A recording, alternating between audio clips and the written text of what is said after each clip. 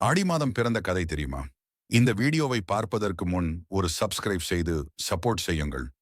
ஒரு முறை சிவபெருமான் தியானத்தில் இருந்தபொழுது ஆடி என்னும் தேவ குலமங்கை பார்வதி தேவி அருகில் இல்லாததை தெரிந்து கொண்டு பார்வதி தேவியைப் போல் கண்ணை மாற்றிக்கொண்டு சிவபெருமானின் அருகில் சென்றார்.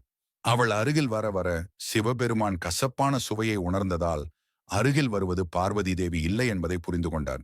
அதனால் கோபம் கொண்ட அவர் தேவ மங்கையை நோக்கி தன் திரிசூலத்தை எறிந்தார். திரிசூலத்திலிருந்து வந்த தீப்பொறி வெப்பம் அந்த தேவியை புனிதமடைய செய்தது. உடனே தன் தவறை உணர்ந்த தேவி சிவபெருமான் முன் மண்டியிட்டு மன்னிப்பு கேட்டார். ஒரு முறையாவது அவரின் அன்பான பார்வை தன் மேல் பட வேண்டும் என்னும் ஆசையால் இவ்வாறு செய்ததாக கூறி சிவபெருமானை வணங்கினார்.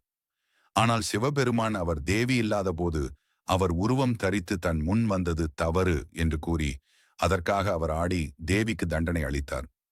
ஆடி தேவி, பூலோகத்தில் நீ ஒரு கசப்பு சுவை கொடுக்கும் மரமாக பிறப்பாய் என்று சாபம் அளித்தார் தேவி. அவரிடம் விமோசனம் கேட்டார். அதற்கு சிவபெருமான் அவரிடம், நீ மரமாக போனாலும் ஆதிசக்தியை வணங்குவது போல் அனைவரும் உன்னை வணங்குவார்கள். அது மட்டுமில்லாமல் ஆடி என்னும் உன் பேரிலேயே ஒரு மாதம் அழைக்கப்படும். அந்த மாதத்தில் நீ கசப்பு சுவை தரும் மரமாக அனைவருக்கும் நன்மை தருவாய் என்று கூறினார்.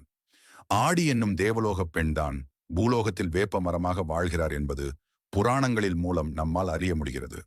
சிவபெருமானின் சாபமே அவருக்கு வரமாக அமைந்தது. அனைத்து நோயும் தீர்க்கும் மருந்தாகவும் அவள் திகழ்கிறாள்.